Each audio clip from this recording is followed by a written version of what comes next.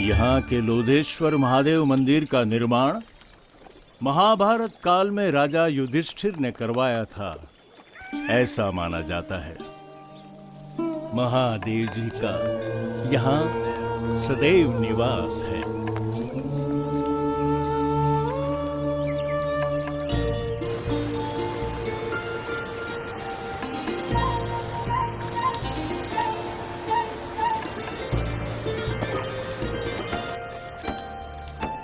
निडर, निशंक और निश्चल गति से अविरत यात्रा कर रहे नीलकंठ वर्णी की जीवन शैली एक योगी की परिभाषा को जैसे उन्नत कर रही थी।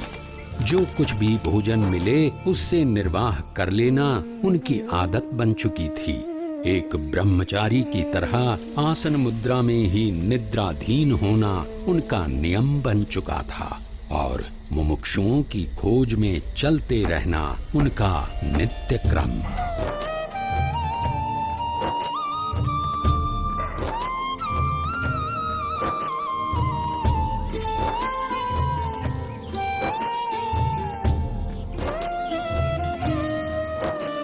नैमिषारण्य की धरती पर जब नीलकंठ वर्णी का आगमन हुआ तब उनकी भेंट वहां वर्षों से योग साधना कर रहे मुनिगण से हुई।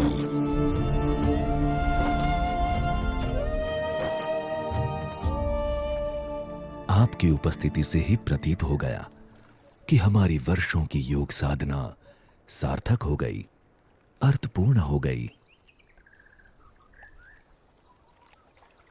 योग साधना की अर्थपूर्णता तब होती है जब योगी ब्राह्मी स्थिति को प्राप्त कर प्रत्यक्ष परब्रह्म में जुड़ जाए, ऐसा भगवद गीता में कहा गया है।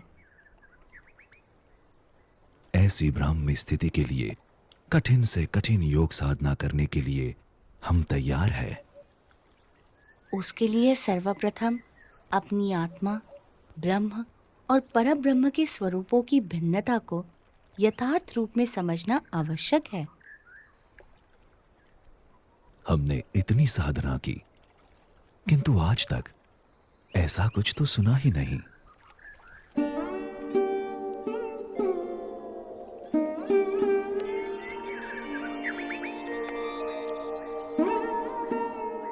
बाल योगी, आपके विचारों में कुछ नवीनता है।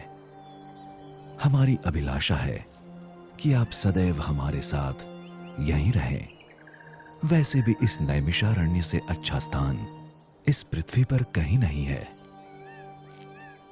ऋषिवर, जहां भी भगवान या उनके सच्चे ब्रह्म स्वरूप सत्पुरुष की निश्रा है, वैसा हर एक स्थान नैमिषारण्य तीर्थ के समान ही है।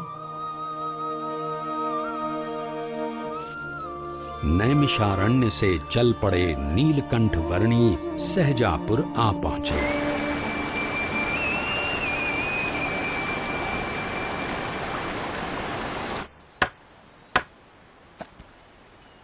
अरे देखो वो कौन कूद रहा है। अरे अरे अरे रुको, नदी में मत कूदना, भयानक तूफानी बाढ़ चली है।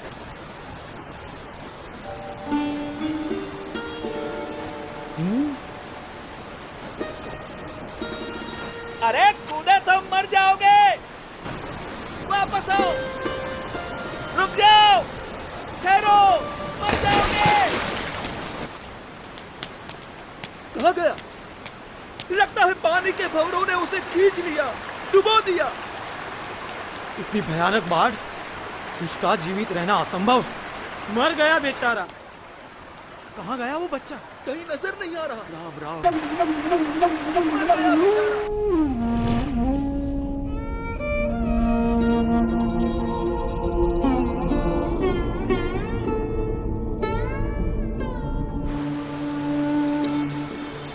कहीं नजर नहीं आ रहा। पानी के भंवरों ने उसे खींच लिया। राम राम।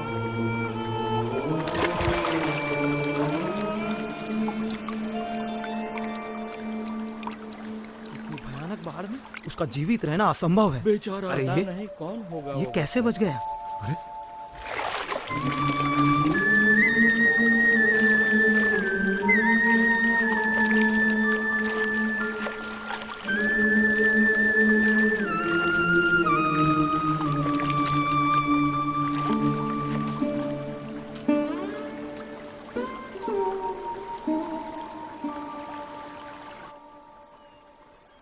आप इतनी सहजता से इतनी तूफानी बाढ़ में कैसे कूद गए? आपको डर नहीं लगा? भीतर की शांति ऊपर के तूफानों को भी शांत कर देती है। ऊपर के तूफानों से डरोगे तो भीतर की शांति कैसे पाओगे?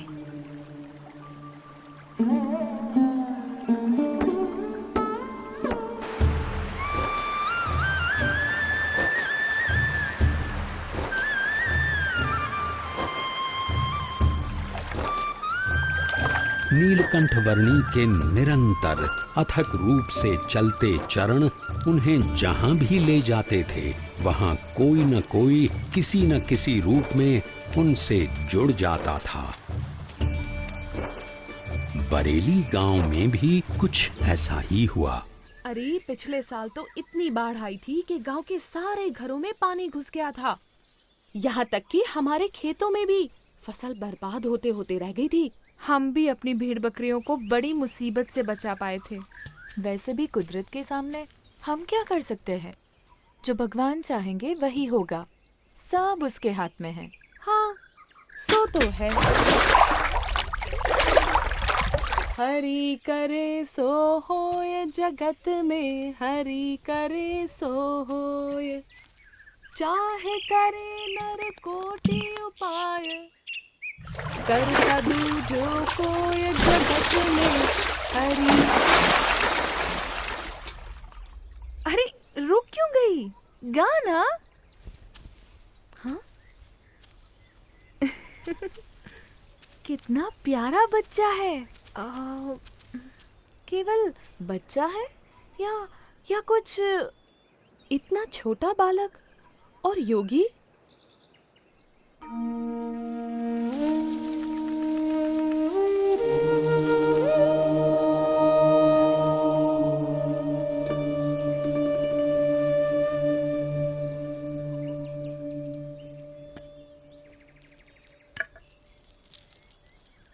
बेटा, तुम कौन हो? तुम्हारा नाम क्या है?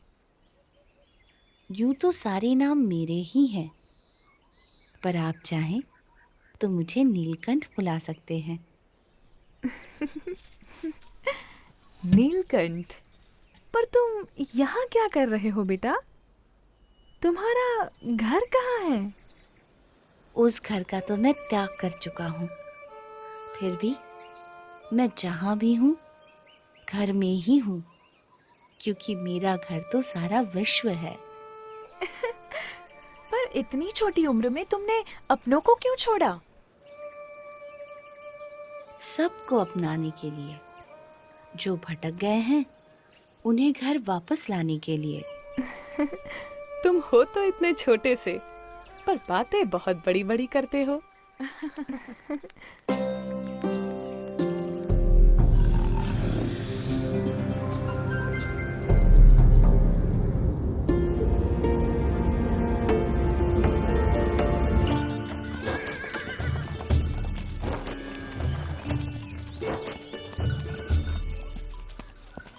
भैया, यहाँ आसपास में कोई जगह है जहाँ नारद जी ने तपश्चर्या की थी? हाँ, उस जगह का नाम ही नारद वन है। यहीं से उस तरफ का रास्ता पड़ता है। अरे वो बच्चा अकेला जा रहा है। किंतु तुम्हारा अकेले वहां जाना ठीक नहीं होगा। बड़ी भयानक जगह है। नीलकंठ वर्णी ऐसे भयानक वनों में भी सहज रूप से चले जाते थे, जहां दिन में भी सूरज की किरणें प्रवेश नहीं कर सकती थीं।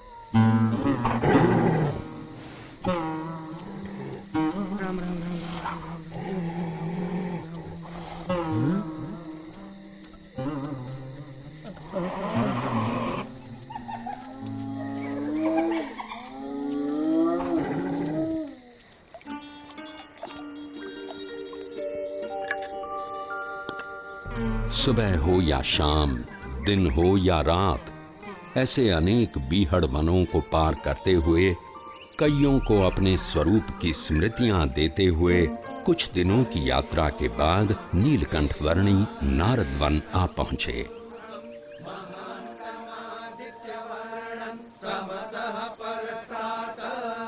तमेव विदित्वाति मृत्युमेति नान्यः पंथा विद्यते पुरुष एवेदगुं।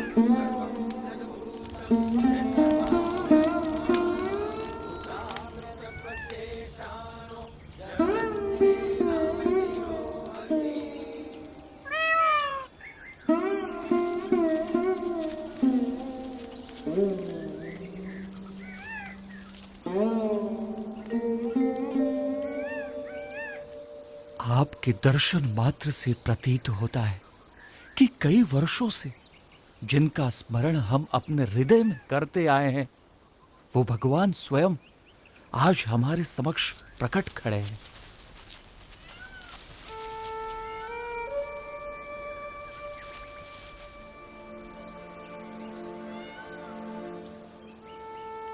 आप सबने परमात्मा की प्राप्ति का जो मार्ग चुना है, उसी में मनुष्य जीवन की सार्थकता है।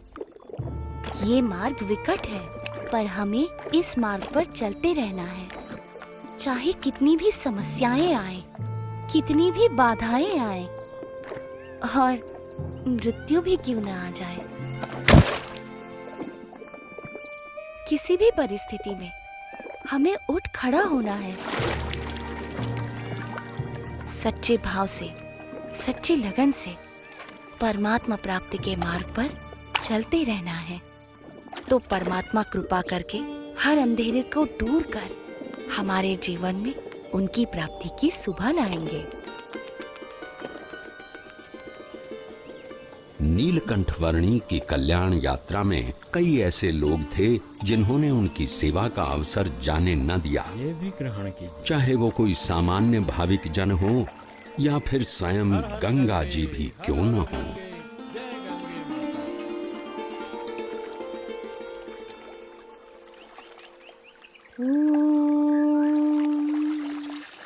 भूर्भुवः स्वः तत्सवितुर्वरेण्यं भर्गो देवस्य धीमहि धियो